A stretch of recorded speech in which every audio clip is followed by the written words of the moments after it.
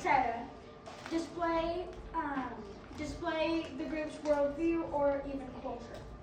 To put that to the theory, let's compare a book and a painting in the same era and discover what they are communicating.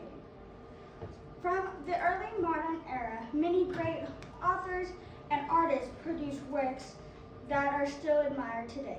More specifically speaking, Rembrandt, the master behind The Prodigal Son and the legendary tale Pilgrim's Progress, written by John Bunyan, were written 10 years apart from each other. Now, this painting and book I have discovered will both exemplify a religious aspect and inner tonal. Religious, in both these paintings, in both this book and painting, religion is in the center of this story. In The Prodigal Son, a famous parable in the Bible about a son who stays away from his father and in the end comes back to ask for forgiveness.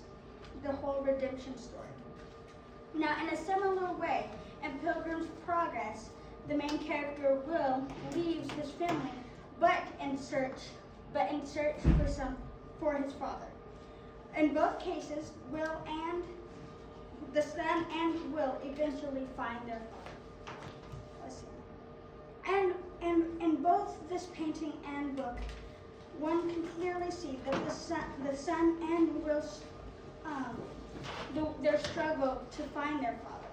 As many know, the son doubts his father will forgive him, but he already knows that being his father's slave would be much better than he had experienced in the world. And just as Will had found him living the life he had lived, he knew there was something more, and he went to search for his father.